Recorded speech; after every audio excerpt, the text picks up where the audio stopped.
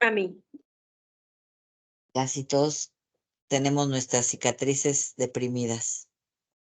También le llaman viruelas locas o popochas. Y esta es una infección causada por el virus varicela zoster. Este virus varicela zoster, pues habitualmente esta es una enfermedad exantemática, contagiosa, autolimitada, que quiere decir que con o sin nuestro sabio tratamiento se va a autolimitar y desaparecer. La historia normal de la enfermedad de la varicela puede durar de 1 a 2 semanas. Por lo tanto, como requiere aislamiento e incapacidad en el aspecto de que deben de quedarse en casa por lo alto contagioso que es, pues lo ideal es que se mantengan en casa 2 semanas. Va a ser una erupción de distribución centrípeta. Va a estar constituida por vesículas que van a aparecer sobre una base roja. Lo característico de la varicela, ahorita vamos a ver, se adquiere por inhalación del flush, como todos los virus, o por contacto directo. Es una enfermedad exantemática que va a caracterizarse por estas vesículas. Habitualmente inician como pápula, vesícula, úlcera, costra y después ya se sana la lesión. Pero lo característico de estas vesículas es que van a tener este ombligo, van a estar deprimidas en el centro, ¿sí? Con una base roja. Entonces pueden iniciar, la fase puede ir de pápula, vesícula, pústula, ¿sí? Y de las vesículas son umbilicadas con una base eritematosa, como estamos viendo aquí en las lesiones, en este acercamiento, el cráter. Y habitualmente en la infancia puede ser tan banal como se ve en este niño que hasta posa para la fotografía con sus popochas, con sus vesículas, vean qué bonitos ojos. O puede ser tan dramático y grave como luce este adolescente o esta adolescente. De ser light con los niños, es más agresivo con los adultos y los adolescentes, tanto que tienen un gran ataque al estado general. Vean las lesiones, pústulas, vesículas, umbilicadas, pápulas. La varicela tiene la característica en un paciente inmunocompetente que se manifiesten todas las lesiones que les he mencionado en este momento en conjunto, ¿sí? Hay como un tutti frutti. Hay lesiones nuevas, vesículas transparentes, pústulas, depresiones, zonas necróticas. Vean cómo se ve esto ya necrosado y pueden haber costras. Todas las fases de las lesiones en un mismo paciente. Ojo, cuando en un paciente predominan puras vesículas, puras pústulas, como se ve aquí, pues ya de entrada nos habla que puede ser un paciente de manifestaciones más severas, ¿sí? Lo ideal es que aparezca el tutti frutti de la variedad de lesiones y no que permanezcan una sola lesión específica. ¿Sí me entendieron esa parte? Entonces, Sí, como todo doctora, en la vida, aunque sea ajá, inicialmente, doctora, ¿mande? aunque sea inicialmente la enfermedad, o sea, en los primeros días igual tiene que haber un Bueno, tutti frutti de... eh, tenemos que ser es ahí donde van a ir adquiriendo un poco más la experiencia conforme vayan viendo los pacientes. Eh, Tenemos que ver el comportamiento general del paciente, ¿sí? Si hay gran o no ataque al estado general. si hay demasiada fiebre. Este es otro signo que nos puede determinar que una varicela no se va a comportar como todas las demás. Habitualmente este padecimiento tiene una fase de pródromos, que es durante el periodo como de incubación, una fase exantemática y una fase de convalescencia. Habitualmente en la fase de convalescencia, cuando ya pasó el exantema, las pápulas, vesículas y todo, este, hagan de cuenta que el cuerpo luchó contra un gran virus y en la fase de convalescencia, donde la mayoría nos recuperamos, es ahí donde pueden aparecer las complicaciones agregadas a una varicela, como se asocia la neumonía, la meningitis, la fascitis necrotizante, ¿sí? Principalmente la neumonía. Pero bueno, si vemos aquí, de por sí un adolescente va a tener un ataque al estado general mayor. Habitualmente es endémica y se hacen epidemias en escuelas, en hospitales, donde brota y es ahorita como que fase de varicela, finales de invierno y principios de primavera como estamos empezando. Puede afectar a ambos sexos, desde niños de 2 a 10 años hasta los adultos que nunca tuvieron varicela o que nunca los vacunaron porque ya hay vacuna de varicela. Obvio, predomina en la infancia, por eso es que se hacen las epidemias en las escuelas. Entonces, es más frecuente en niños, hasta un 90%, y de un 5 a 10% en adolescentes y adultos con las manifestaciones dramáticas como les mencioné. Dentro de las complicaciones, la que tiene más alta mortalidad es la neumonía, hasta un 10 o 30%, que es la más como frecuente, aunque ahorita vamos a ver todas las demás complicaciones. Obviamente, si el paciente tiene VIH o está embarazado, pues las complicaciones pueden ser mayores. 3 de cada 1000 habitantes embarazados que tengan varicela pueden desarrollar el síndrome de varicela congénita. Perdón, no me hagan caso. 3 de cada 1000 habitantes pueden tener varicela y de desarrollar síndrome de varicela congénita, pues es un porcentaje más bajo de 1.6 en 100,000 nacimientos. Mm, Aquí va a depender mucho en qué fase del embarazo desarrolla la varicela. Acuérdense que la fase más grave, como para tener un aborto o para tener malformaciones congénitas, pues es que la embarazada adquiera la varicela en el primer trimestre, ¿sí? Incluso pueden no nacer porque puede también favorecer abortos si es un virus demasiado exigente o demasiado gravoso. Obvio, si ya ahorita que veamos las complicaciones durante el embarazo, si el virus se adquiere en el segundo trimestre, cuando ya está el feto formado, cuando ya están los órganos bien puestos, pues ¿qué pasa? El bebé puede desarrollar la varicela porque el virus atraviesa la barrera placentaria, ¿no? Entonces, el bebé puede desarrollar su varicela inútero y ya nacer con las cicatrices, ¿sí? Sin tener mayor repercusión neurológica. Es más grave y muy de riesgo cuando afecta en el primer trimestre. ¿Qué otra cosa? Y también muy de riesgo cuando la mamá embarazada desarrolla varicela, así como que un día antes de nacer, porque también se da, que está ingresando al parto con las vesículas bien puestas. Y entonces, nace el bebé, pero puede desarrollar una varicela neonatal, que puede ser algo grave, porque aquí sí puede tener mucho ataque al estado neurológico. Entonces, la causa de la varicela es el virus varicela zoster y este se adquiere por inhalación o contacto directo, principalmente en conjuntivas mucosas respiratorias. Es un virus muy bien equipado de DNA, ¿sí?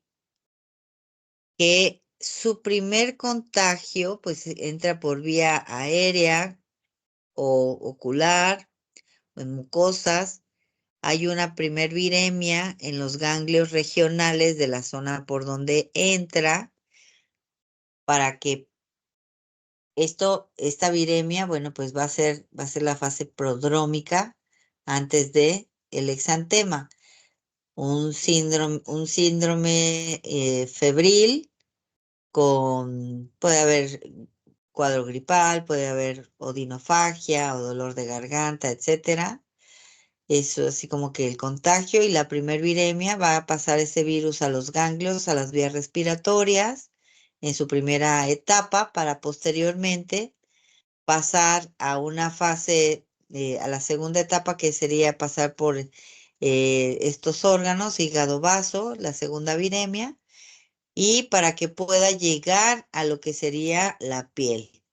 Este periodo de incubación habitualmente es de 14 a 16 días en promedio para que ya aparezca el exantema. Entonces, una vez que empiezan los pródromos de fiebre o de ataque al estado general, la varicela ya es contagiosa 5 días antes de que aparezcan las vesículas y obviamente cuando aparecen las vesículas es contagiosa hasta que ya no haya vesículas. Cuando ya todas las lesiones están en fase de costra, deja de ser contagioso. Entonces, desde 5 días antes, ¿qué es lo que sucede después de esta segunda viremia? Pues se va a diseminar, acuérdense que es heliotropo, se va a diseminar a la superficie cutánea y va a producir una vacuolización en la zona de la epidermis. Vean la zona. Si estas vesículas no se rompen, no dejan cicatriz, pero si se rascan o si se erosionan, al rascarla, decapitamos, pero al rascarla podemos invadir lo que es la dermis y van a dejar esas características, esas bien conocidas cicatrices umbilicadas o deprimidas, mejor dicho, deprimidas. Entonces va a haber una degeneración balonizante con un edema intraepidérmico, con depósito de cuerpos de inclusión intranucleares. Si nosotros raspamos esta vesícula y la frotamos y hacemos una tinción de Gram, vamos a ver células multinucleadas. No vamos a ver el virus, pero vamos a ver la reacción citopática de los virus. Vamos a ver células multinucleadas gigantes que nos va a hablar de un proceso viral. Esa tinción o ese examen de SAN o citodiagnóstico de SAN, pues es muy fácil de hacer cuando tenemos dudas si esto es un virus.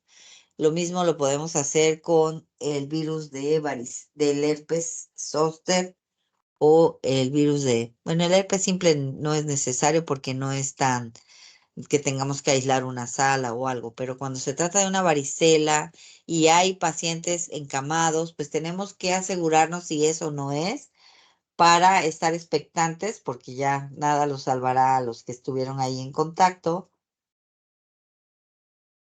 pero para delimitar nuestra área de contagio. Esto es importante. Diagnóstico citopático de tinción de sangre.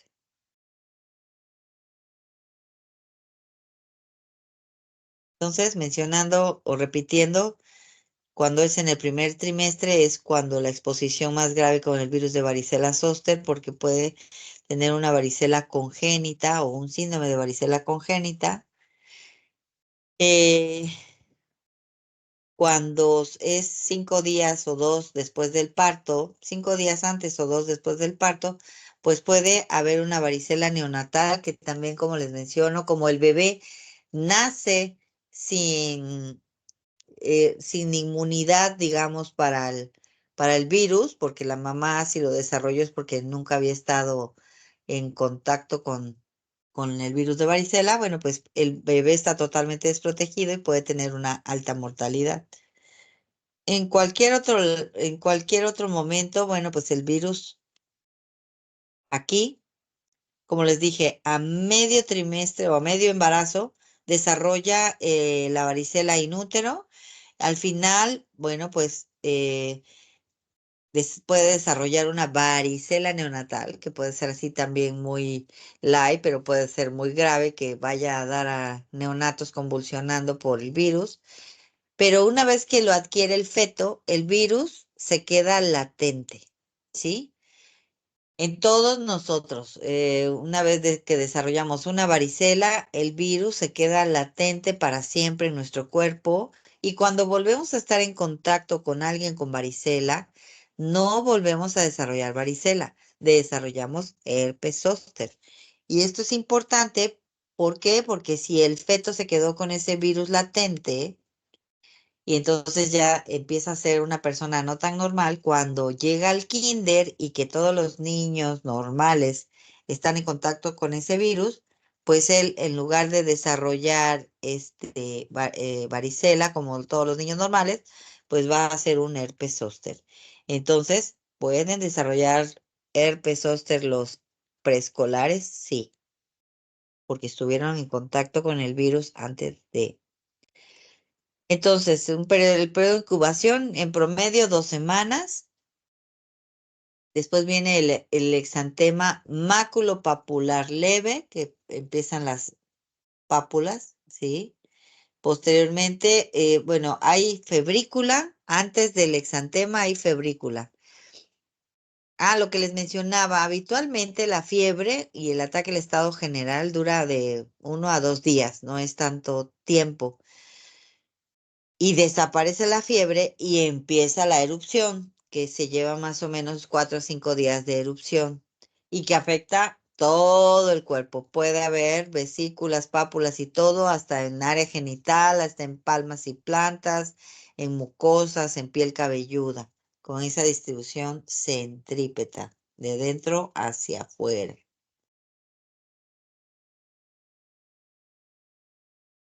Y lo que les mencionaba, una vez que brota el exantema, debe de desaparecer la fiebre. Si un paciente inmunocompetente sigue con fiebre, fiebre, fiebre y ya está lleno de vesículas y pústulas, esa es una varicela agresiva, porque habitualmente se termina la fiebre y empieza el exantema así coordinadamente, pero si esto persiste junto, nos habla de una varicela que puede ser de manifestación grave. Ahora, lo que mencionaba su compañero, oiga, pero si al principio todas se inician igual, o sea, yo cómo sé que si va a ser agresivo o no. O sea, cuando persisten 2 o 3 días la misma fase, porque habitualmente todos empezamos igual, aquí vemos todo este parche de vesículas, pero inmediatamente unas se necrosan, unas se hacen costra, otras se rompen, y entonces ya hay el tutti frutti que esperamos en la varicela, ¿sí? Y no todas evolucionan igual, o sea, van asincrónicas, pero cuando todas van sincrónicas, sí es una varicela agresiva. Entonces, primero aparecen como ronchas, que son las pápulas rojizas, posteriormente se llenan de líquido transparente y posteriormente se hace la vesícula umbilicada o una pústula y posteriormente se rompen y queda la costra. Esto más o menos se lleva 10 días.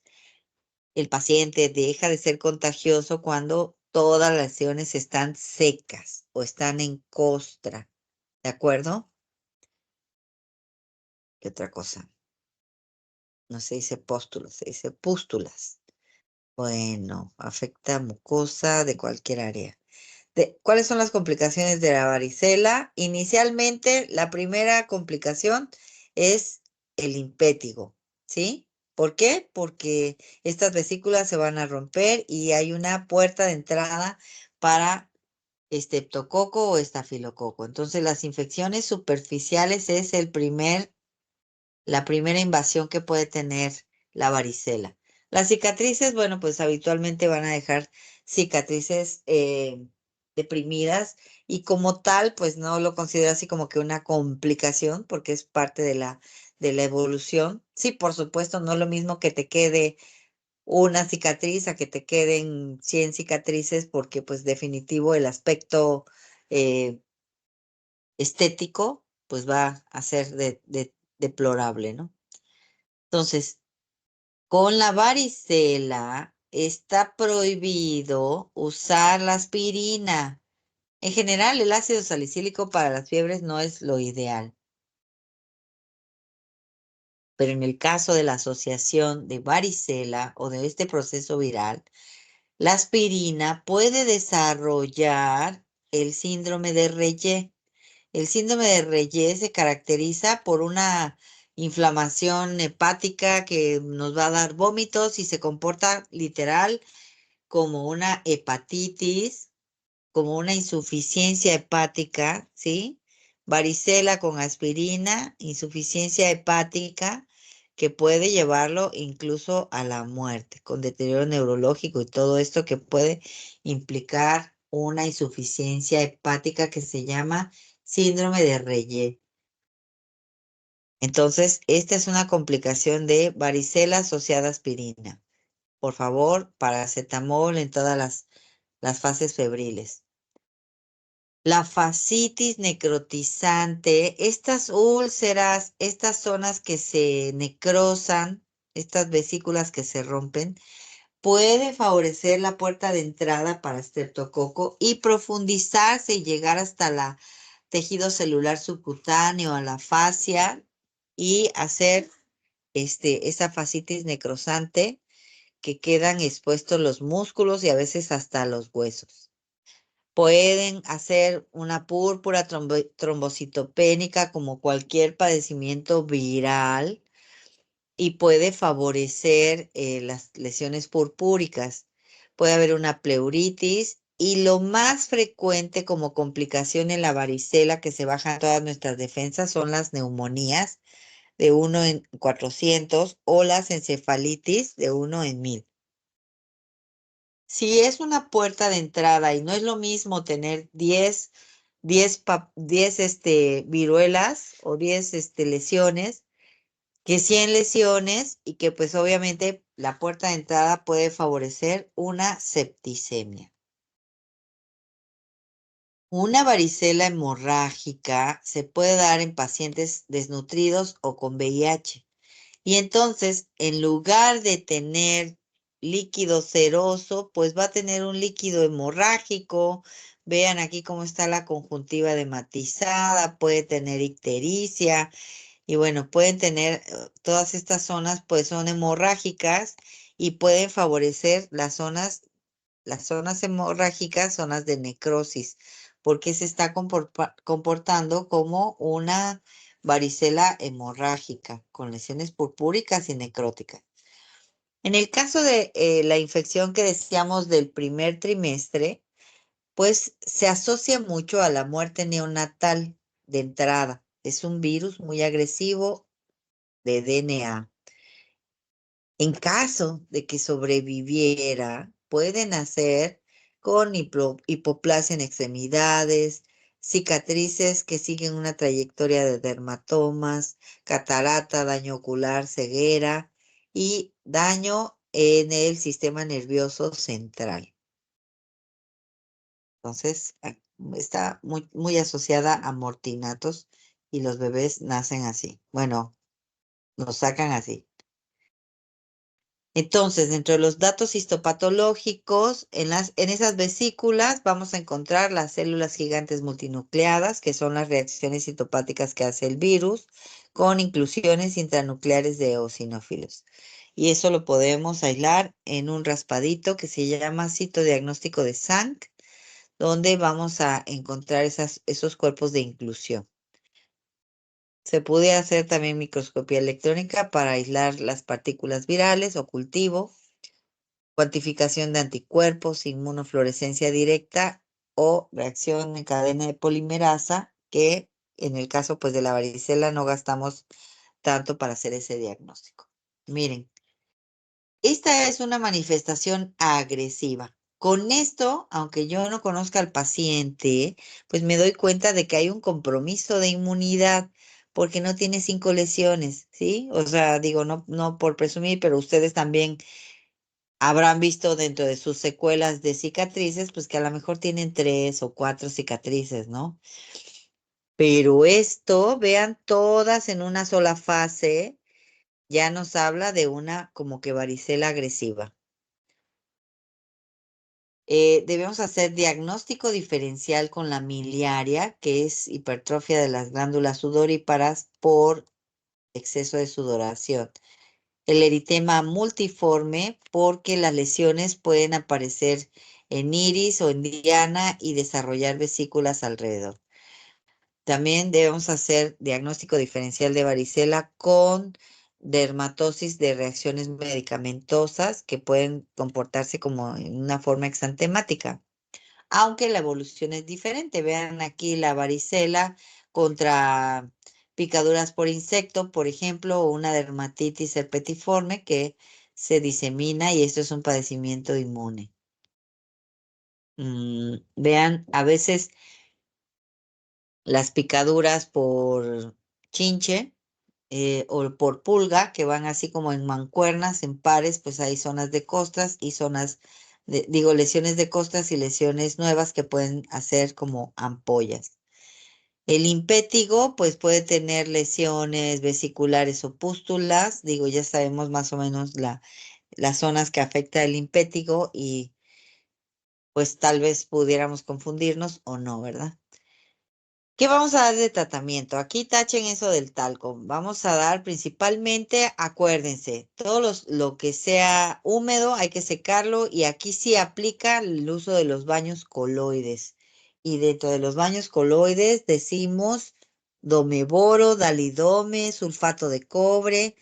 Ya había dicho que el sulfato de cobre se vende por 1 gramo en sobrecitos de 1 gramo y es azul como se ve aquí con el cursor, azul cielo claro.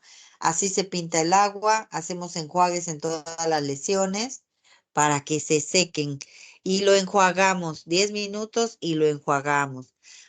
Si estamos viendo que tenemos áreas decapitadas o áreas que se van a abrir, mupirocina tópica, jóvenes, siempre prevengan la complicación inicial que es el impétigo.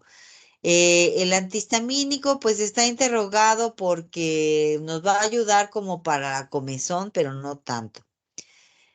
Dentro de las manifestaciones graves, podemos apoyarnos con el uso de la gamaglobulina, ¿sí? Se puede poner en las manifestaciones de varicela hemorrágica en estas dosis durante 5 días. En el caso de la varicela neonatal, aquí la dosis es mayor, habitualmente es de 15 a 30 miligramos kilo día, dividido en cada 6 horas durante 5 días. En el caso de pacientes que tengan manifestaciones neurológicas o que tenga gran ataque al estado general, todo eso se tiene que evaluar. Los recién nacidos que desarrollan varicela, ¿qué nos pueden manifestar que diga yo que tenga que estar hospitalizado? 1, la fiebre, pero 2, inmediatamente los recién nacidos dejan de comer, vomitan, se decaen como florecitas. Entonces son pacientes que tienen que estar hospitalizados con el aciclovir intravenoso, ¿sí? Si vemos que está reactivo, que está comiendo, que nada más tiene como 2 lesioncitas o 3, bueno, pues se puede manejar expectante por vía oral, pero la dosis es de 15 a 30 miligramos kilo día. Esa dosis estábamos como que dudosonas, ¿verdad? ¿Leyeron algo sobre las dosis de herpes simple? Claro que no, doctora. Si nos gusta que nos dé la clase para que no leamos, chamaquitos estos. El silencio me dice que ya se fueron a desayunar o qué pasa. No, doctora, seguimos aquí. Aquí estamos, doctora. Se me olvidó, Aquí doctora. aquí estamos, pero no Surgió leímos. pena, la Bueno, verdad. bueno, no te preocupes. Pasé por esa fase también. De hecho, Perdone, re- doctor. de hecho, nuestro recién difunto pediatra me llevó a extraordinario en pediatría. Pero me llevó a extraordinario porque, ¿cómo se apellida? El doctor que acaba de fallecer. ¿No vieron que falleció un pediatra ex catedrático de la facultad? ¿El doctor Araujo? El doctor Araujo. El doctor Araujo sí es él. Pues sí, porque no hay otro, creo. El doctor Araujo, yo tenía pediatría con él a las 7 de la madrugada.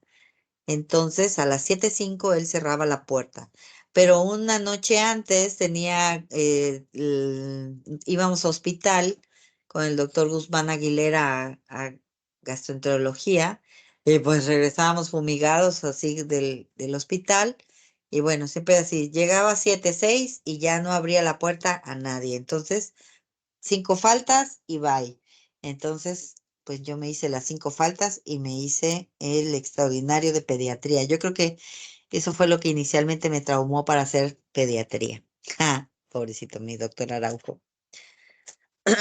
Bueno, entonces, la mayoría de los artículos dicen que si tu paciente llega cuando ya tiene una semana con varicela, que mejor ya no tiene caso que le inicies el aciclovir. Pero en realidad sí es importante siempre en el momento que lleguen con ustedes iniciárselo. Dicen que después de las 48 horas ya no sé qué, pero en realidad sí es efectivo. Acuérdense que el antiviral no va como tal a eliminar inmediatamente el virus, ¿sí? Esto ya es una cascada de inflamatoria que se hace, pero sí ayuda a que en lugar de que sean 20 días, sean 5 o que sean 7, o sea, sí acorta el tiempo de la infección. Entonces, yo siempre les sugiero que en el momento en que lo encuentren o lo diagnostiquen, lo inicien, no importa cuántos días lleven. En los adultos, la dosis es de 800 miligramos 5 veces al día durante una semana a 10 días. Y esto también con la finalidad de que ya les mencioné que un paciente con varicela adulto va a ser más agresivo que en los niños. ¿Por qué? No lo sabemos. Existe también la posibilidad del valaciclovir, que son 1000 miligramos 2 veces al día durante 5 días, o la opción de la vacuna de la varicela. Aquí creo que tengo otra.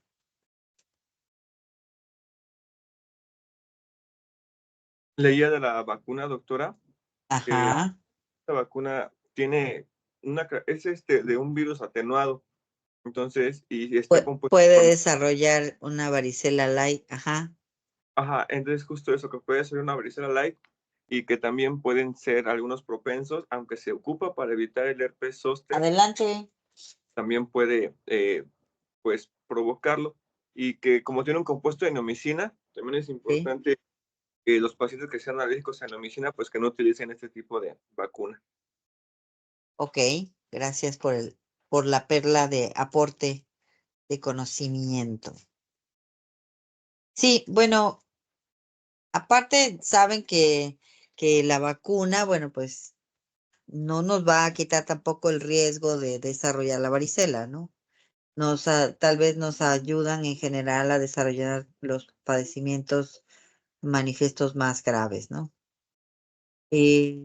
Lo que habíamos mencionado de lo que es la infección, el periodo de incubación para que lleguen a las vesículas, 5 días antes de que aparezcan las lesiones, pues ya va a ser contagioso, más que nada para seguir viendo las lesiones, casi siempre van a estar rodeadas de un halo rojo.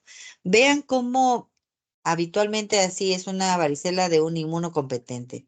Tiene costras, tiene vesículas, pústulas siempre debemos de buscar, porque a veces pues no inicia tan intenso y tenemos duda de si fue un insecto o qué, ¿no? Cuando tengamos duda de las lesiones, siempre expulguemos toda la periferia de la piel cabelluda. ¿Sí? En la periferia de la piel cabelluda o en el área genital siempre va a haber una lesión sospechosa. Vean, como dice su compañero, sí, en un principio tal vez todas se manifiestan así como una explosión, ¿no? Vean la característica de la vesícula umbilicada, el que se va decapitando, se va necrosando en el centro. Vean la expresión, ¿sí? Aquí es un adolescente, el niñito hasta sonríe para la foto, pero la expresión es muy importante, los síntomas, el estado general. Entonces, evoluciona pápula, vesícula, pústula, pústula umbilicada, costra. Vean, en esta fase de costra ya puede salir al mundo. Ahora, ¿de qué vamos a aislar al niño? Pues de lo que son sus secreciones corporales. Es importante, sobre todo la saliva. Ellos deben de tener sus trastes separados durante este tiempo. Es típico que pues los niños, la mayoría de la varicela es en los niños y los papás trabajadores sabiamente van y le dejan el niño con varicela al abuelito. Entonces le dicen, ten, aquí te dejo este herpes zóster. ¿Por qué? Porque los abuelos que ya tuvieron contacto con varicela, al tener una bomba de explosión del virus de varicela zóster, pues van a desarrollar lo que es el herpes zóster. No vuelven a desarrollar varicela. Por eso el aumento es disparado en los ancianos de herpes zóster, porque pues, son los que cuidan a los niños que no van a la escuela. Pero vean, la fase de costras. Si esta niña que ya está por salir de la varicela se va a fin de semana de día de campo a nadar o tuvo un torneo y dijo, sí voy, aunque haga mucho calor, vuelve a intensificar o a que reaparezcan lesiones nuevas porque el virus es heliotropo. Entonces pueden haber desde 250 a 500 lesiones. Vean la expresión. Entonces, 2 a 3 días con fiebre, viene el exantema. Cuando están asociados ya la fase de convalecencia, dijimos 3 fases, fase prodrómica, fase exantemática y fase de convalecencia, es cuando aparecen los signos de las complicaciones que ya venía como que bien y que ya estaban las lesiones por remitir, empieza con escalofríos, fiebre, tos, ataque al estado general, entonces tengamos un estetoscopio para escuchar o un oxímetro que no está desarrollando una neumonía. Decíamos que las lesiones también se pueden desarrollar, en mucosas, ¿sí? Y aquí pues no se mantienen las vesículas, se hacen las pequeñas aftas o úlceras y pueden haber lesiones en laringe, tráquea, tracto digestivo, miren, y esto, bueno, pues se puede parecer a un herpes simple, ya lo habíamos visto, pero esas son lesiones de varicela en la mucosa genital. Ya habíamos dicho que si aparece antes de las 20 semanas, puede haber mortinatos o con todas estas lesiones de malformaciones congénitas. Ahora van a escuchar unas vocecitas por ahí, pero como están festejando el día de la primavera, bueno, pues hay una invasión aquí de niños disfrazados de primavera. No les hagan caso a los ruidos. Entonces, la varicela neonatal en las últimas 3 semanas de gestación, pues vamos a ver que podemos desarrollar consecuencias totalmente pues severas. Vean aquí la actitud y el panorama en un recién nacido que tenga una viremia de tipo de varicela neonatal, ¿sí? Un gran ataque al estado general que pueden desarrollar lesiones purpúricas. ¿Por qué? Porque el virus puede favorecer la trombocitopenia en un estado severo. pueden desarrollar crisis convulsivas, meningitis, en fin.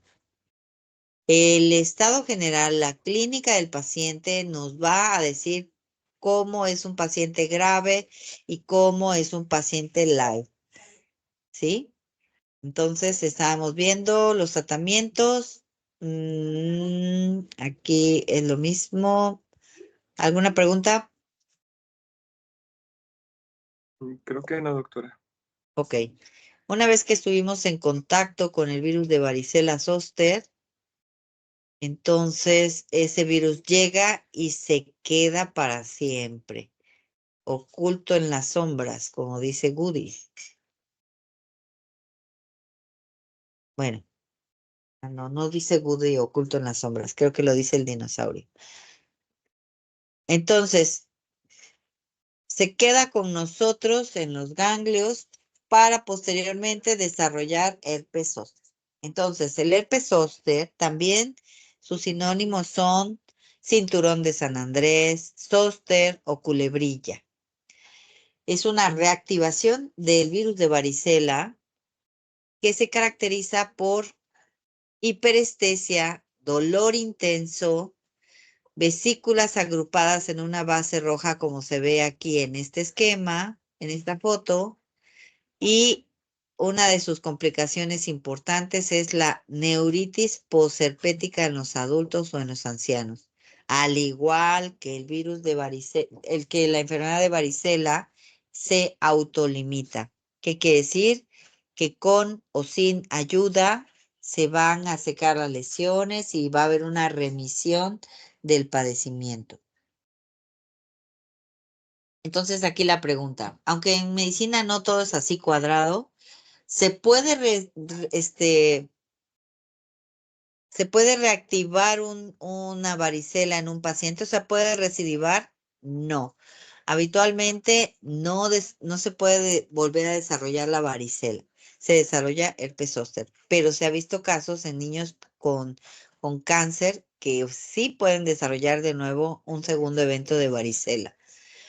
Lo habitual es que una vez que estuvimos en contacto con ese virus, lo guardamos y se puede reactivar en forma de herpes zóster.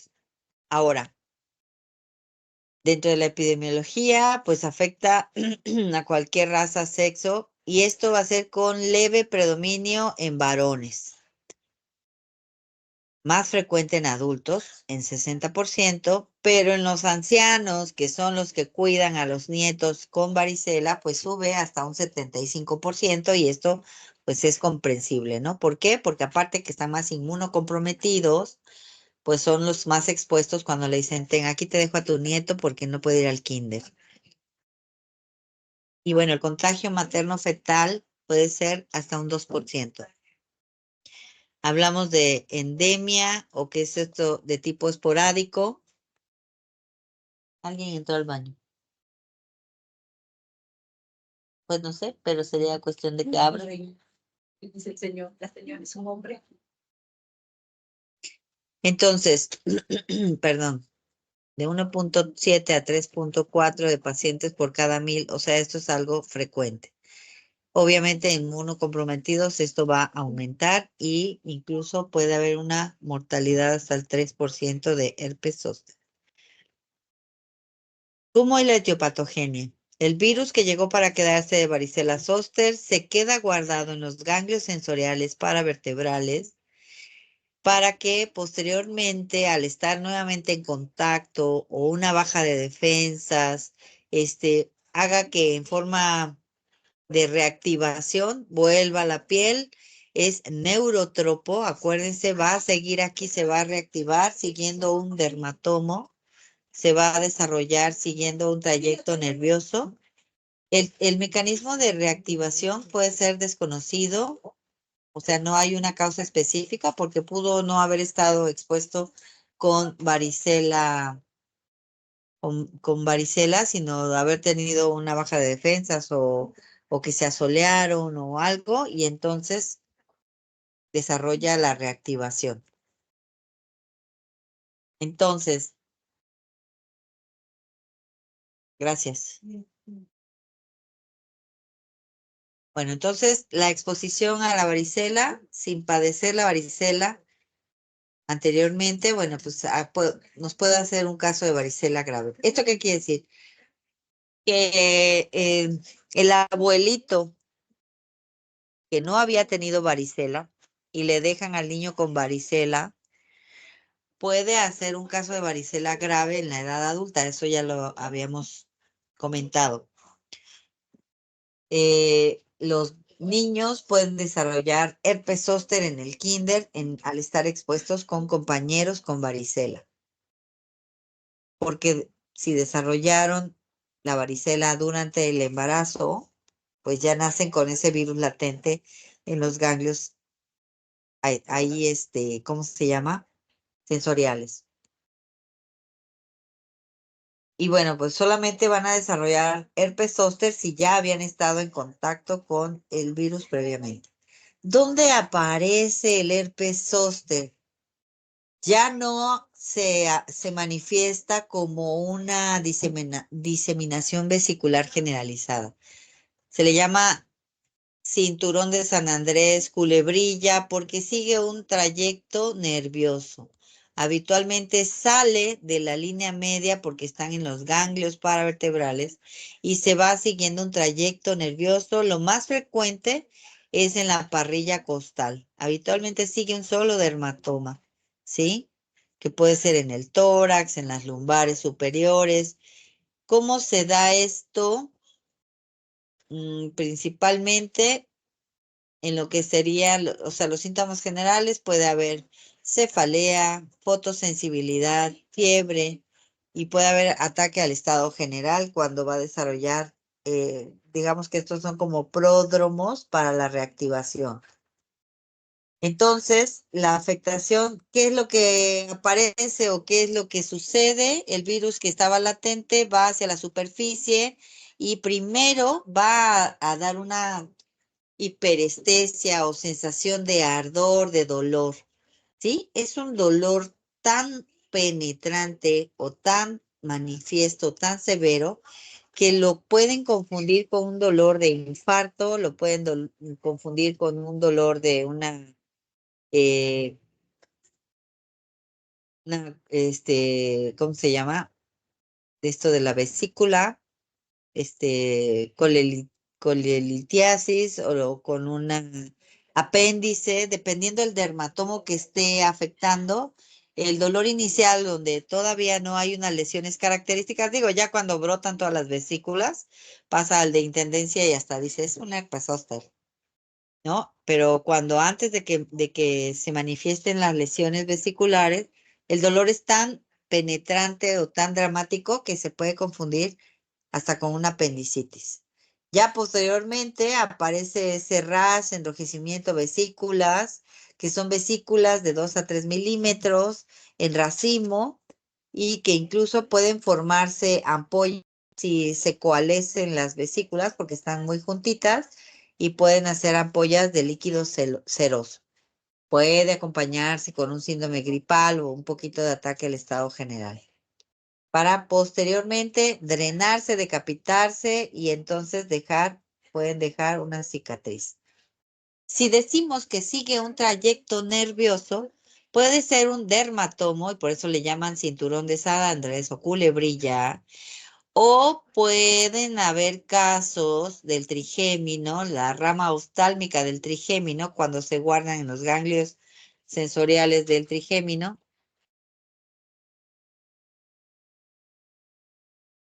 ¿Sí? Y aquí en el caso de la rama oftálmica, vean cómo puede haber esas vesículas que se coalescen y hacen unas zonas necróticas, dramáticas, que siguen hasta la punta nasal.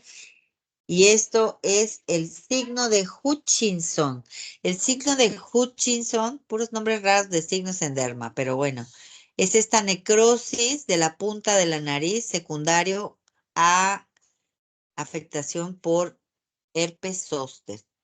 Ahora, aquí vemos toda la dinámica. Una jovenaza como de 70, 80, que nos va a dar la afectación del nervio oftálmico del trigémino, la rama oftálmica del el trigémino, perdón por mis trabalenguas.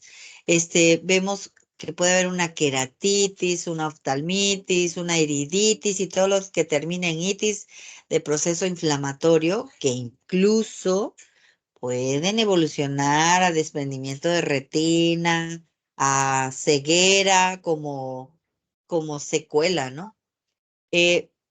La secuela más frecuente es la neuritis postherpética. ¿Cómo se comporta aquí el virus? Sigue, vean aquí, las ramas nerviosas. Aquí en la superficie se manifiesta como vesículas, pero está teniendo aquí un reto el virus con las terminaciones nerviosas y hace un efecto desmielinizante, ¿sí? La vaina de mielina la consume el virus y por eso es la alta sensibilidad que los pacientes cuando lleguen con ustedes casi quieren llegar encuerados porque no toleran ni el roce de la ropa. Es muy sensible, muy doloroso. Por esto, porque es un virus neurotropo que hace una desmielinización.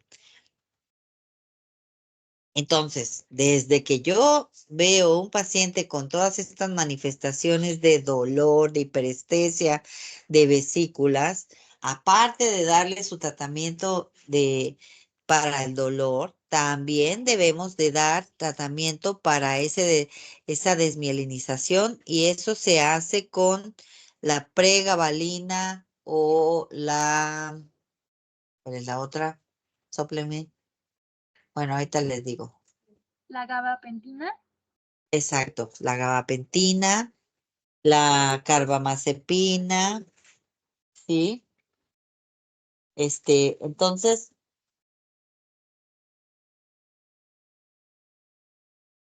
segundo. Entonces, si tenemos todo este dolor neurológico, neuropático, tenemos que, dar ese apoyo desde un inicio, ¿sí? ¿Para qué me voy a esperar a ver si va a quedar o no con secuelas de neurosensibilidad o de dolor de neuritis posherpética? Desde que estoy viendo el inicio del padecimiento, pues puedo ver la intensidad con la que se está manifestando y desde un principio tenemos que agregar la gabapentina o la pregabalina. Puede afectar cualquier nervio, ¿sí? Una manifestación de herpes zóster en el séptimo par se llama síndrome de Ramsay-Hunt.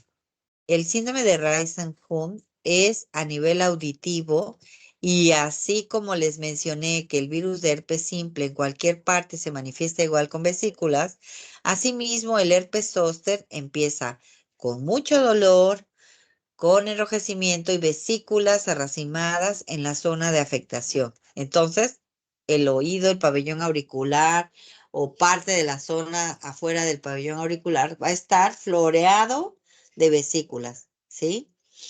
Estos dolores, algias zosterianas, pues en los pacientes adultos puede ser muy agudo hasta en el 50%, lo que les mencionaba. No toleran la ropa desde el inicio, aún sin tener lesiones, pueden tener esa neuralgia. Y bueno, pues ya quedarse, una vez que cicatrizan todas estas lesiones y desaparecen, quedarse con esa sensibilidad de dolor que no toleran ni la ropa, pues es algo dramático. ¿Sí? Porque puede ser muy severo. Entonces, la evolución es subaguda de 2 a 3 semanas. Habitualmente es un solo evento, o sea, tampoco el herpes zóster, gracias a Dios, porque ya en el 2022 debuté con un herpes zóster en la espalda. No repite habitualmente, a menos que sea un paciente inmunocomprometido de linfoma, de trasplante, o que tengan o sea, que estén inmunocomprometidos. Vemos que también la vesícula es intraepidérmica. También en las vesículas de herpes zóster podemos hacer la determinación del citodiagnóstico de SANC para ver la reacción citopática viral. Y puede haber una inflamación media ¿sí? Perivascular, lo que les menciono. No requieren estudios clínicos, a menos que queramos confirmar que es un herpes, pero es muy clínico, muy típico, podemos hacer el diagnóstico de sangre. Si tuviéramos dudas, pues este herpes zóster puede confundirse. Bueno, ya 3 trenes se llevaron los aplausos a ustedes. El herpes simple o el eritema polimorfo, el prurigo pollar, son lesiones dermatológicas que nos pueden hacer reacciones vesiculares. Como les mencionaba, el dolor característico preeruptivo puede confundirse con un infarto, con una pleuritis, con una osteocondritis a nivel de la parrilla costal, una colecistitis o cualquier otro cuadro doloroso como la apendicitis. Entonces, tratamiento. Siempre va a ser sintomático, siempre vamos a agregar el antiviral y siempre vamos a dar ¿cómo se llama? La pregabalina o la gabapentina. Dentro de los analgésicos, de preferencia, no manejamos nada con ácido salicílico, siempre paracetamol. Es válido que en los primeros días, si es tan intenso el dolor, se pueda dar un pequeño esquema de esteroides sistémicos para ayudar a que el proceso inflamatorio no sea tan dramático, siquiera unos 8 o 10 días.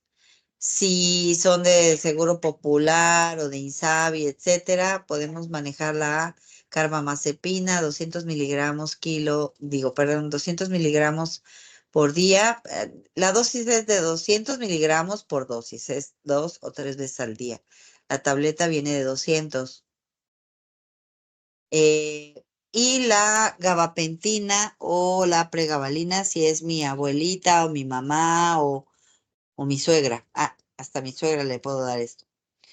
Ahora, es muy importante mencionar la dosis de la pregabalina, que es como que mi favorita. Se inicia con 75 miligramos antes de dormir. ¿Por qué por la noche? Porque puede causar vértigo, mareo, visión borrosa, debilidad, todas las cosas que nos pueda atacar al sistema nervioso, lo puede ser la pregabalina. Hay quienes toleran dosis hasta de 600 miligramos por día, pero lo ideal es iniciar con una dosis baja para que no vayan a dar el costalazo al día siguiente. Obviamente, un paciente con herpes zóster debe quedarse guardado en casa porque es un paciente contagioso.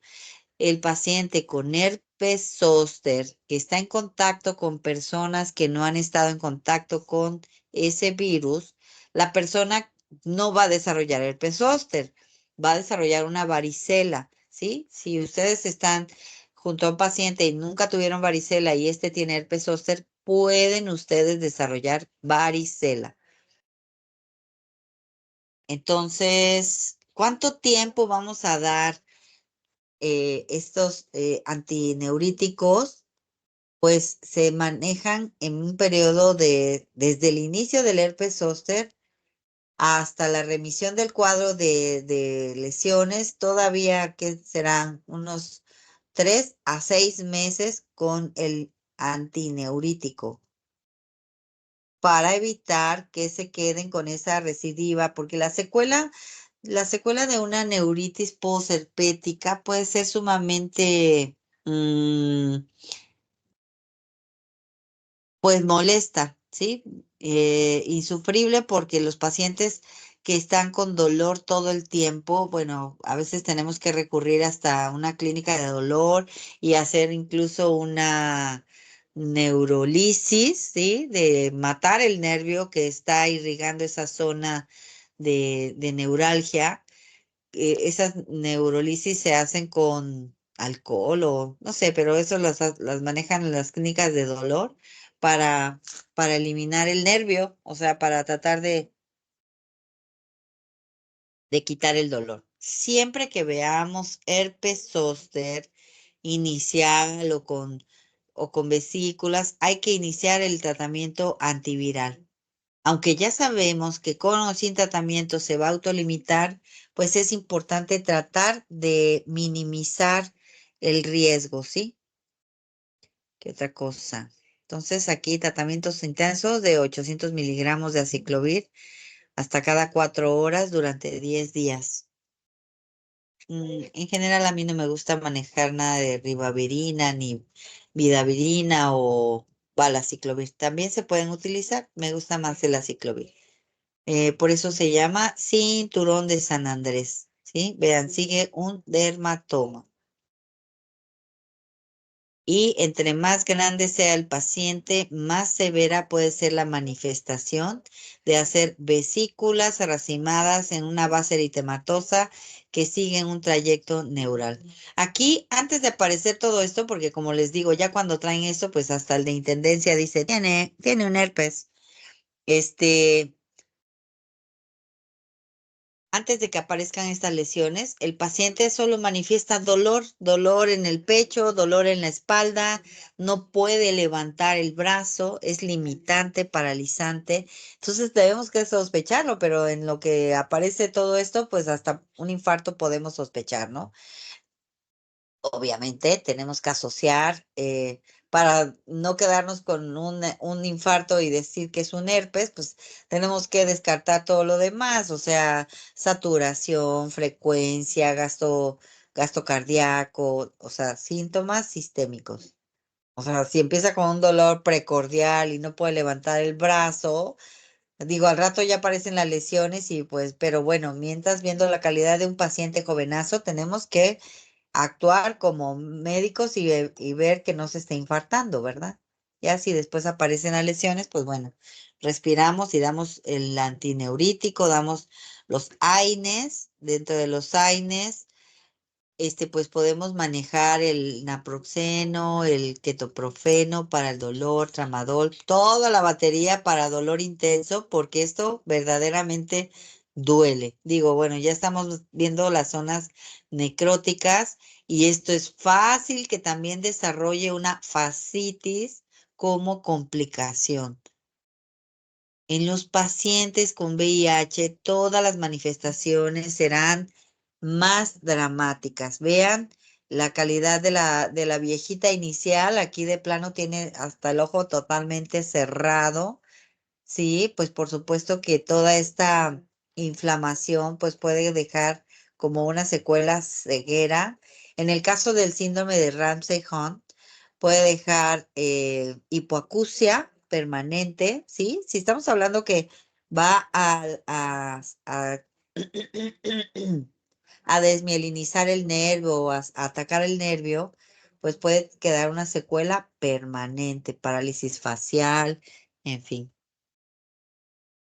Vamos a ver más fotos. ¿Cómo van? ¿Ya se durmieron con mi voz? No, pero aquí seguimos. Doctora, aquí Ahora seguimos. aquí seguimos. Por aquí estamos, Aquí, doctor. aquí seguimos en el gym. En la pandemia luego les decía, abran sus cámaras. Y entonces estaban en los tacos, estaban en el gym. Creo que ya no tengo más fotos. Multitareas, doctora, multitareas. Ajá, sí. Todos los. Déjenme ver acá Es que estamos en la abajo. escuela, si enciendo la cámara, se Ah, corta la conexión. entiendo. No enciendan. Ya los conoceré algún día, aunque sea en su graduación. Es cierto. Voy a buscar otra foto.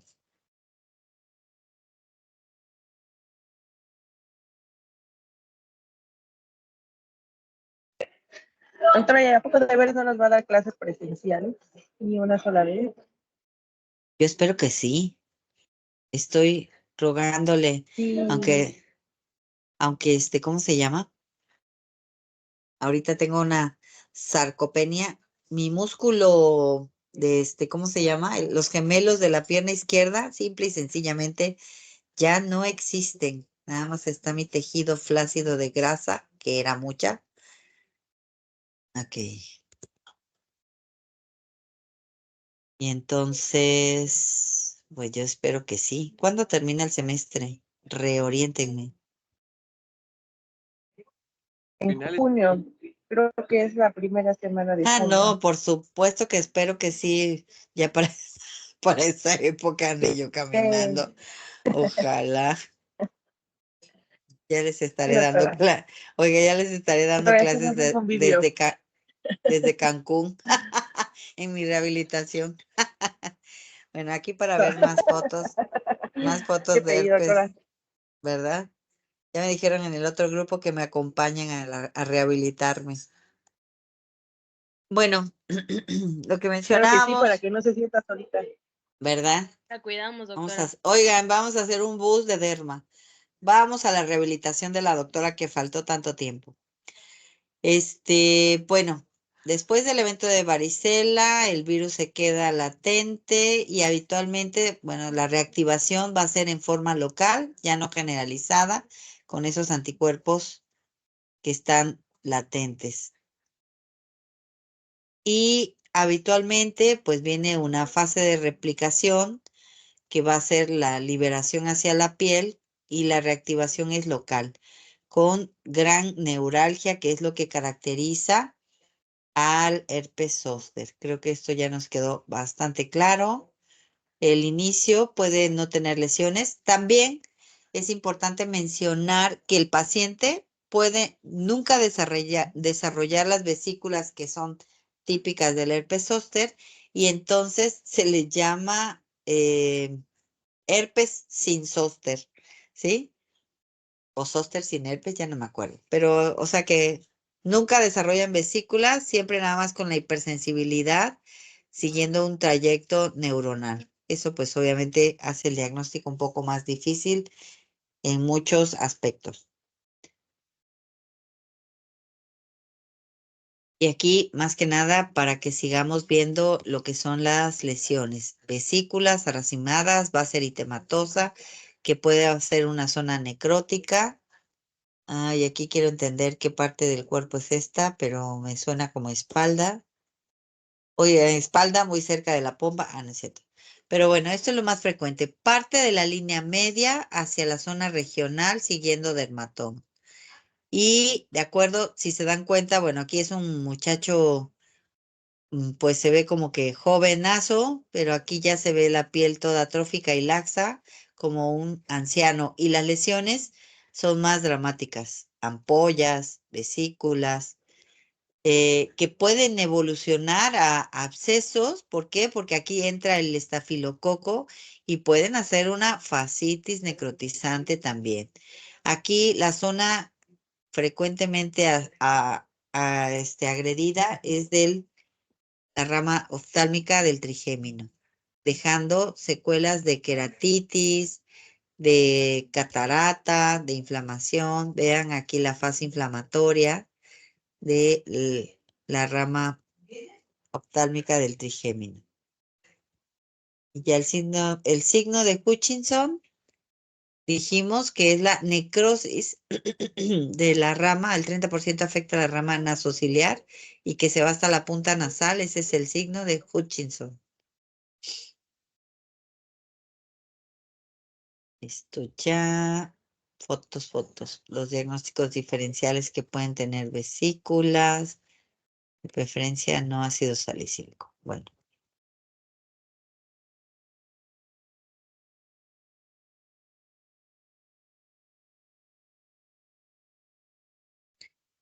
Hasta aquí herpes zóster.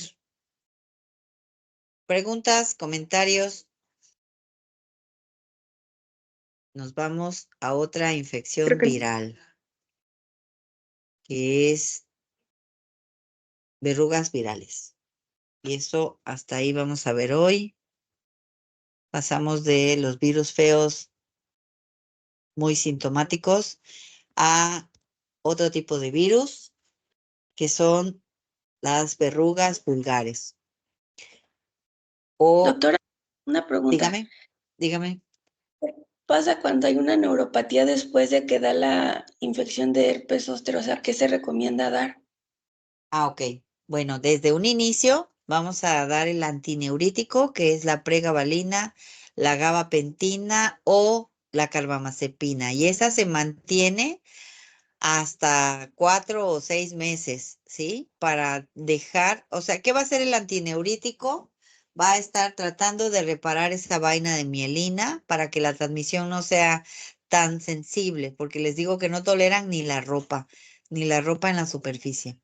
Entonces, se deja el antineurítico, se deja la analgesia, hasta, aunque ya no tenga lesiones de herpes, se dejan estos medicamentos por 6 a 8, digo, de 4 a 6 meses.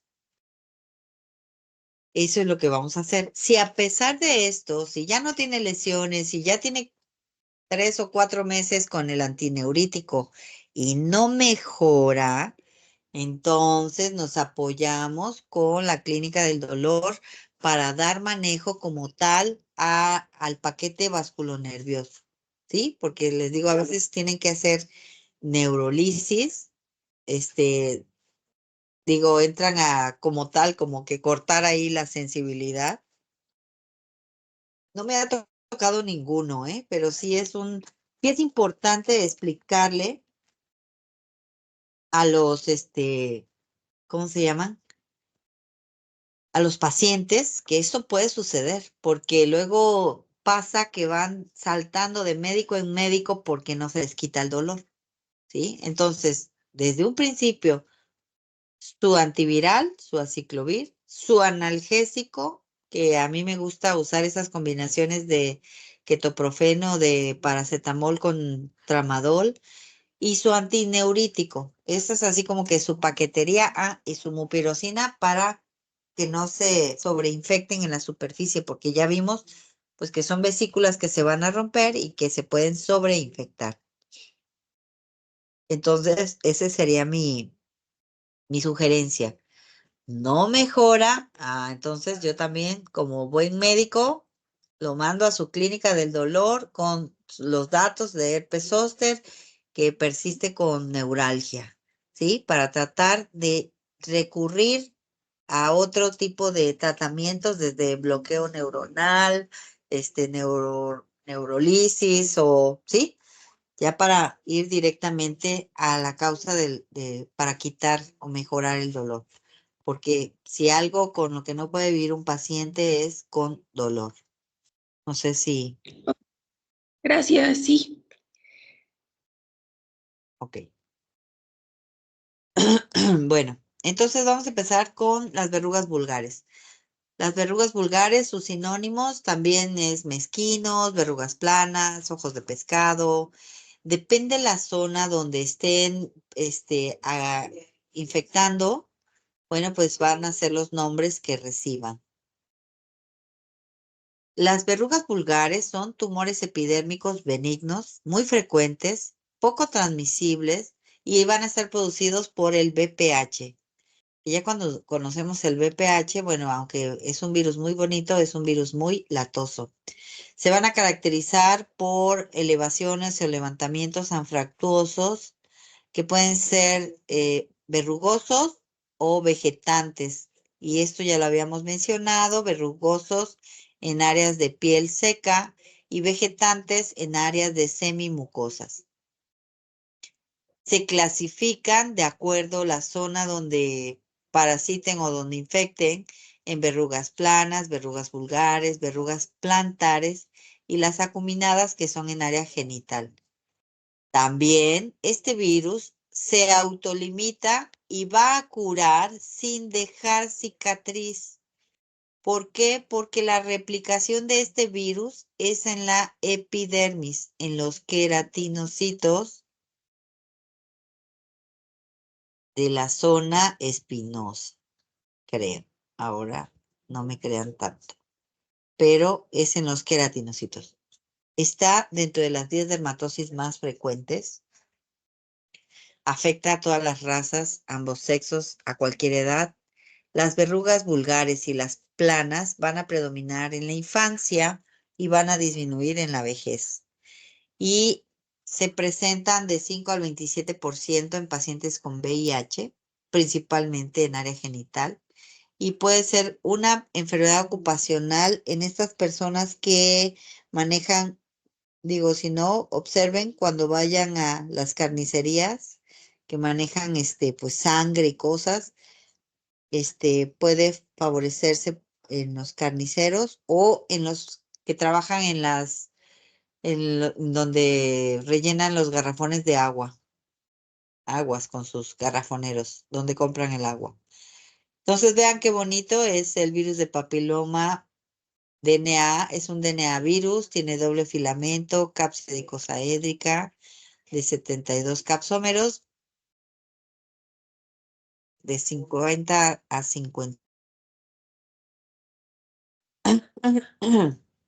La penetración es superficial y va a replicarse en el epitelio.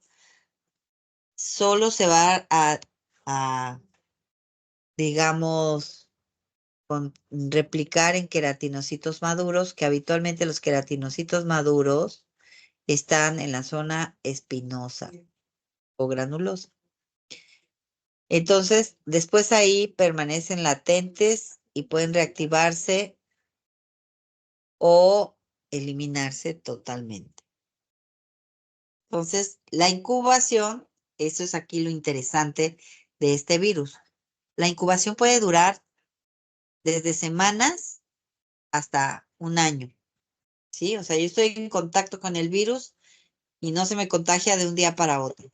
Por eso es que dice que tiene un contagio como lento o como no tan agudo. Entonces, la incubación puede durar años y posteriormente, bueno, se van a manifestar el crecimiento de estos tumores como pleomorfos en topografías variadas que puede afectar piel y mucosas.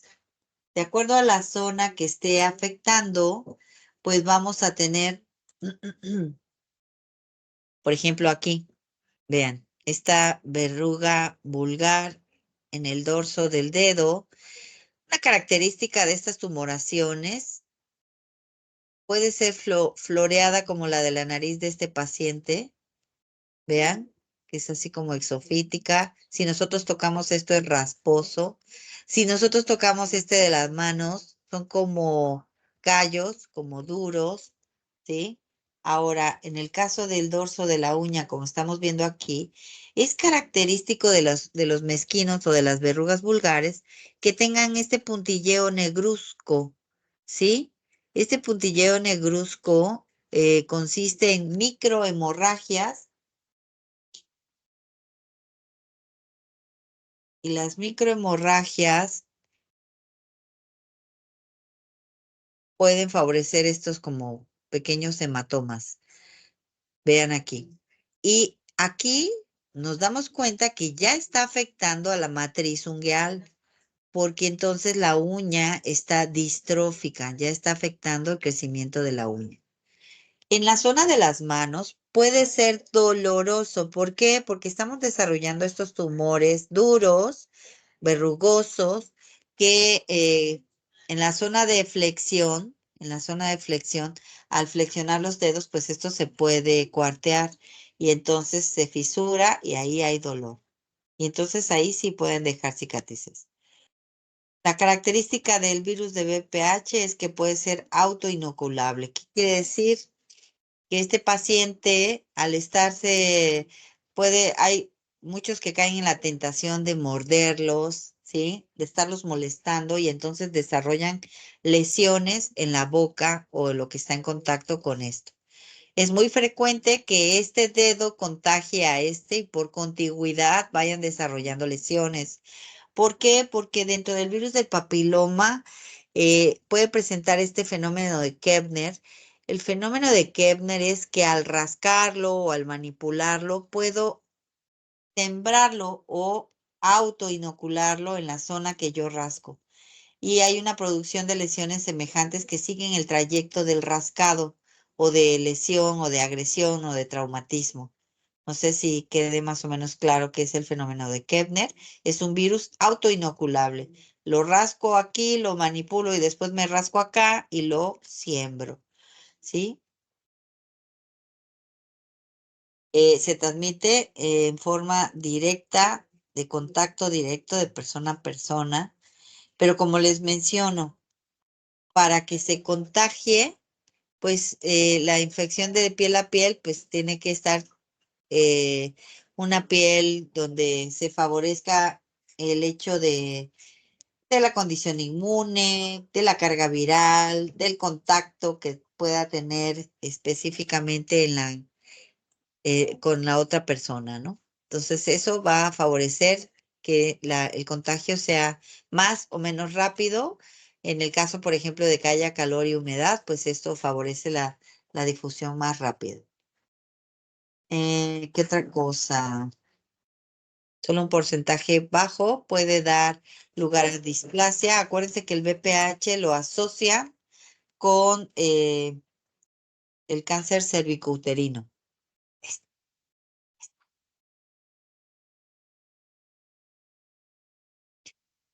Entonces,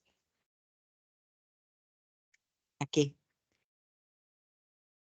la familia de BPH está integrada por una gran cantidad de hermanitos que van numerados del 1, ya van como en el 120, ¿sí? Y bueno, pues aquí en este esquema lo que es importante dar la asociación del tipo de BPH que va a predominar en estas áreas. Mm, las verrugas vulgares más frecuente es el tipo 2 y 4. A lo mejor no voy a mencionar todos, pero aquí lo importante es que el 6, el 11, el 16, 18 pueden ser asociados a displasia, ¿sí? El papiloma laríngeo, vean cómo está asociado al mismo que está en el área genital, porque el papiloma laríngeo se puede adquirir al pasar por el canal de parto donde está con verrugas, con condilomas acuminados. Por eso una paciente embarazada es importante resolver su embarazo por cesárea cuando es 100% sabido que tiene condilomas. ¿Sí? El seguimiento a las embarazadas habitualmente es hacer la detección de BPH para evitar que ese producto pase por el canal de parto por el alto riesgo de papiloma laríngeo. ¿Alguien sabe cómo se manifiesta el papiloma laríngeo? Digo, obviamente si entramos con una endoscopía y vemos los condilomas ahí en la laringe, pues vamos a saber, sí tiene papiloma laríngeo. Pero clínicamente, ¿cómo puede manifestarse un papiloma laríngeo? ¿Puede haber disfonía, doctora? Puede haber disfonía, puede haber, mm, aparte de la disfonía, se manifiesta como una laringotraqueitis, con un edema laringio agudo, y la laringotraqueitis se hace diagnóstico desde el consultorio con los que están esperando en la sala de espera. Con una tos quintosa, ¿sí? Tosen como foca. Así respira el paciente con papiloma laringio o con laringotraqueitis. Parece que se están ahogando. La tos es quintosa, grave. ¿Por qué? Porque lo que está inflamado son las cuerdas laríngeas. Entonces, esa zona pues se obstruye con facilidad y les cuesta trabajo hasta respirar. La respiración es ruidosa. Así, si ustedes se aprietan un poquito la zona del pescuezo y tratan de respirar, bueno, pues así es como da la sensación. Entonces, bueno, puede haber infecciones de laringotraqueitis por sincicial respiratorio y mejoran con nebulizaciones frías y esteroides, etcétera.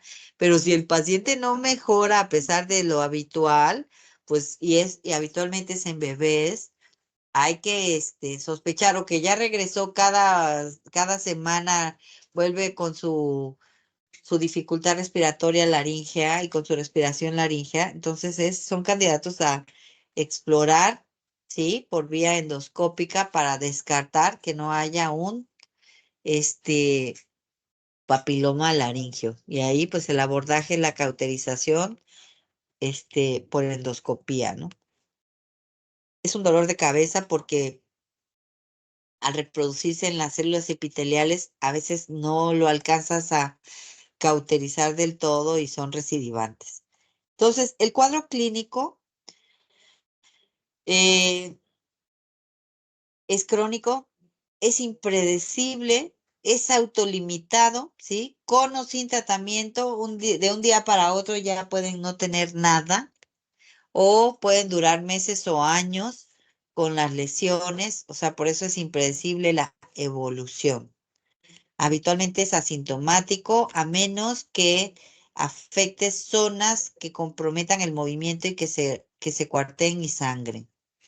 Entonces, de acuerdo a las zonas de afectación, pues están los mezquinos, las verrugas planas, los ojos de pescado y los condilomas acuminados. Entonces, los mezquinos se van a observar principalmente en cara, antebrazos, dorso de manos, ¿sí? Van a estar en forma aislada, así como o en forma confluente, como estos que van a formar placas y que pueden, si los rascan, manipular, autoinocularlos en otras áreas. Habitualmente son verrugosos, del color de la piel y pueden tener esos como hematomas. Vean, pueden ser floridos, exofíticos, como estos que parecen como brócolis, ¿sí? Y vean aquí la zona de las microhemorragias. Entonces pueden ser sésiles, planos, filiformes como y pueden, al manipularlos y todo, pues asociarse a conjuntivitis, queratitis, de acuerdo a cómo lo manipulen. Vean aquí, estos son las formas filiformes, como arbolitos. Esto es un fenómeno de Koebner. Koebner se escribe. El fenómeno de Koebner es por rascado, por traumatismo, lo autoinocula, ¿sí? Formas, miren, aquí sale el médico que lo fotografió, pero vean las formas filiformes. Sésiles, múltiples, aislados, y a esto me refiero con que hagan hemorragias cuando los traumatizan. Aquí vean por la flexión y la manipulación de los dedos, la flexión de los dedos, pues no es un tejido que sea flexible, se rompe y ahí es una puerta de entrada para infecciones. Esta niña, bueno, aquí hay dos situaciones. O tiene unos mezquinos en los dedos y los muerde, o es víctima de ¿cómo se llama? Que también es algo frecuente cuando vemos verrugas o condilomas en la boca, sospechar de abuso sexual, de, Ah, abuso sexual por sexo oral. Esto también es algo frecuente en los niños principalmente, tristemente. Bueno, entonces vemos aquí verrugas cuando hay orales, pues puede ser por sexo oral. Vean el fenómeno de Koebner, se ve un rascado y bueno, las verrugas vulgares, si afectan a los genitales, pues dejan de ser queratóxicos y se vuelven vegetantes como son los condilomas. Son blandos, ¿sí? Y húmedos. Así se ven. Por eso, chicas y chicos, siempre con luz encendida. No se fíen. En las uñas puede favorecer la distrofia ungueal, como estamos viendo. Alrededor puede ser doloroso porque la zona del plato ungueal puede ser muy sensible. Y bueno, cuando se localizan en el área interna de los labios o en la mucosa bucal, pues puede estar asociados a los mismos de los condilomas de área genital. Las verrugas planas es más frecuente en adolescentes y adultos jóvenes. Predominan estas variedades de tipos de BPH de 1, 3, 10, 11 y van a predominar en la cara y lucen así. Son sésiles planas, pueden ser rosadas, rojas, ¿sí?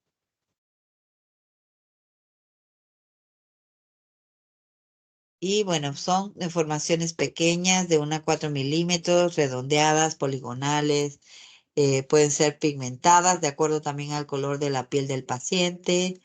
van a hacer pequeños relieves, no dan comezón, estéticamente pues sí se ven feas, y también puede haber en los brazos o en el dorso de las manos. Raramente se hace manifiesto algún tipo de prurito. Vean cómo se ven las verrugas planas. Vean, son como sésiles, parece como sebo, pueden ser cafecitas o rojas, pueden hacer placas. Y la verdad también es un dolor de cabeza porque, por ejemplo, en este paciente que tiene que rasurarse, pues obviamente con el rasurado favorece ese fenómeno de diseminación con traumatismo. Y en el caso del tratamiento para verrugas, no hay uno específico, no hay un antiviral que se tomen como en el herpes zóster que nos tomamos el aciclovir. Por favor, no les den antivirales porque siempre llegan con sus verrugas y su receta por aciclovir. Esta no va a llegar tan a la superficie el tratamiento oral del aciclovir. El tratamiento es queratolítico. Si se está formando en los queratinocitos superficiales, el tratamiento son queratolíticos. Dentro de los ojos de pescado famosos que son las verrugas plantares, pues la replicación va a ser en los mismos queratinocitos epiteliales y se les llama ojo de pescado porque aquí no van a ser tan exofíticos como en la piel lampiña, sino acuérdense que la zona de la planta pues es más gruesa la capa córnea y pareciera o dan la sensación, lo describen los pacientes, como si caminaran con una piedra en el zapato. Y está caracterizado por el BPH 1 y 2 o 4 y 10 y se pueden localizar en palmas y plantas. Son deformaciones que pueden ser de 0.5 a 1 centímetro y también formar placas. Pueden ser únicas o múltiples y van a dar una apariencia de color amarillento y son dolorosas a la presión porque es como si trajeran un cuerpo extraño. Por supuesto que se pueden confundir con los callos. El nombre de un callo es tilosis, con una P al principio. Tilosis es el nombre de los callos. Vean, por eso se le llama ojo de pescado, porque es un círculo así plano como el ojo muerto del pescado. Única o múltiples, también. Mándeselos a quien más odien, no me los manden a mí, porque son una lata. Todos quieren el tratamiento aquí ideal cuando es uno, bueno, pues se infiltra y se puede cauterizar. Pero ojo, es muy importante tener un sitio ventilado o un aspirador de humo para evitar que ustedes inhalen ese humo de lo que están cauterizando, porque pues al inhalarlo pueden inhalar partículas virales y al rato los de la tos quintosa van a ser ustedes, ¿sí? La cauterización de un BPH no debe de menospreciarse, puede ser de riesgo, porque luego hay muchas manitas calientes. Entonces, único o múltiple, ¿sí? Si nosotros tomamos una biopsia de esa piel, ¿qué vamos a encontrar? Hiperkeratosis, como estamos viendo aquí, ¿sí? Y obviamente gran formación de capa córnea. Entonces puede haber, por ese acelere de producción de piel, puede haber un aumento de lo que sería acantosis o aumento de la granulosa, como estamos viendo en esta placa, en esta zona. Vean, la zona de la granulosa se ve muy aumentada. La hiperkeratosis, digo, lo que sería el crecimiento de las papilas, la parakeratosis.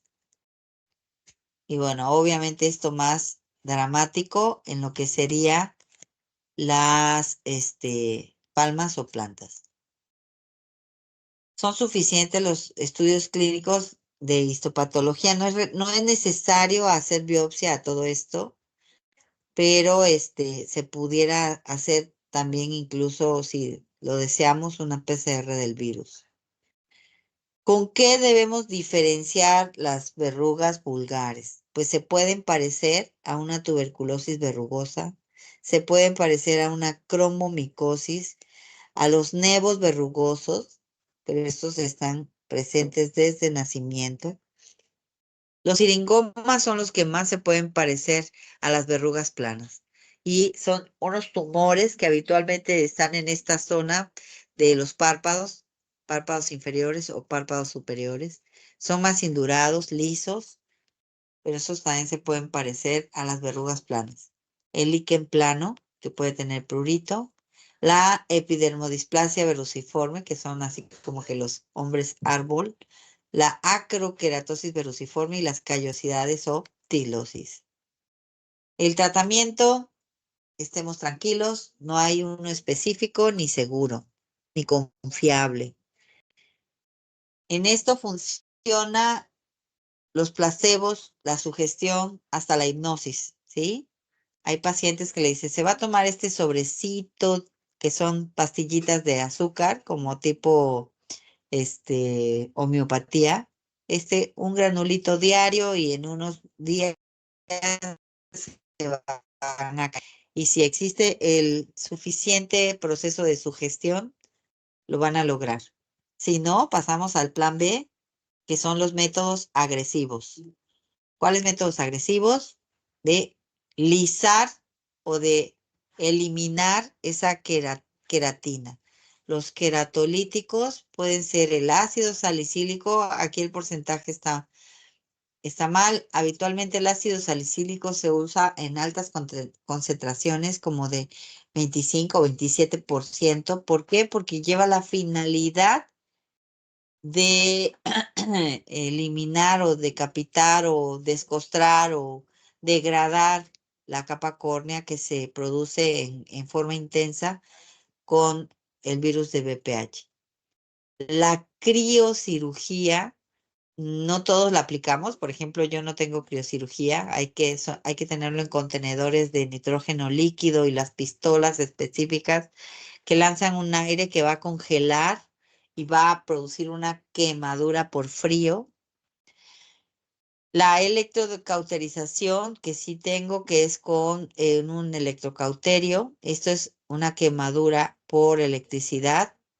Y bueno, pues no está demostrada, como les digo, la utilidad de los antivirales.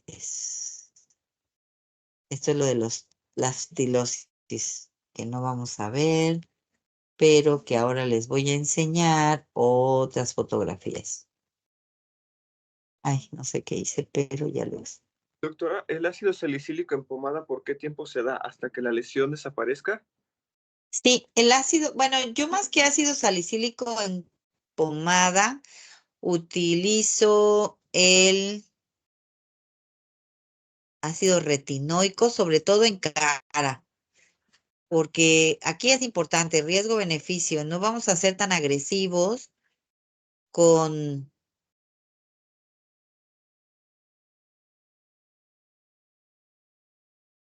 No vamos a ser tan agresivos en la cara porque podemos dejar cicatrices.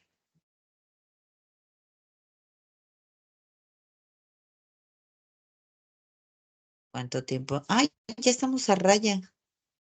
Vamos a terminar de ver bien el tratamiento en la próxima, pero quiero enseñarles más fotografías. Esto es muy importante porque es un verdadero dolor de cabeza. Es muy frecuente y las lesiones pues son muy variadas, floridas, molestas, antiestéticas. Vean, las verrugas planas pueden ser así finitas en la cara.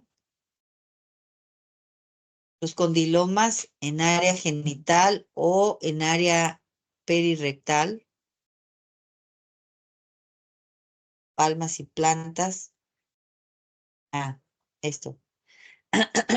Es importante mencionar que pues estos son los que pueden también asociarse a las displasias, digamos, de área genital.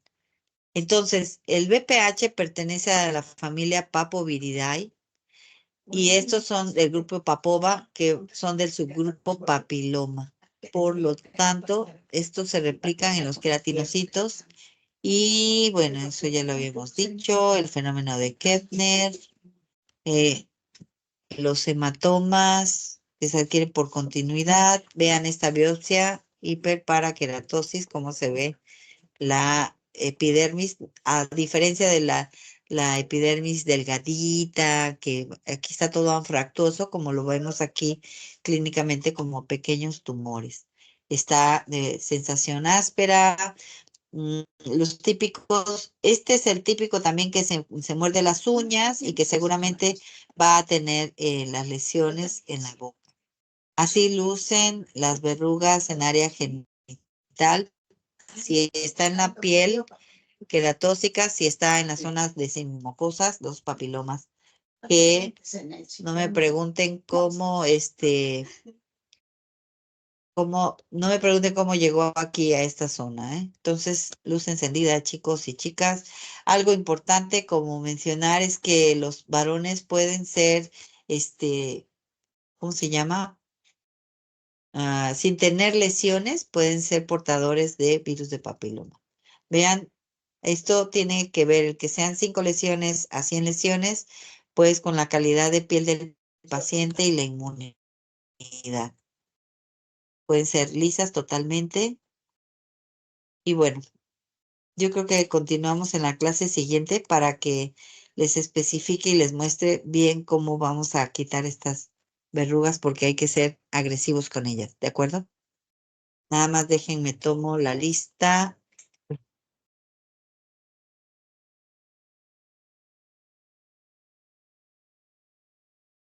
Y ahí está, la asistencia.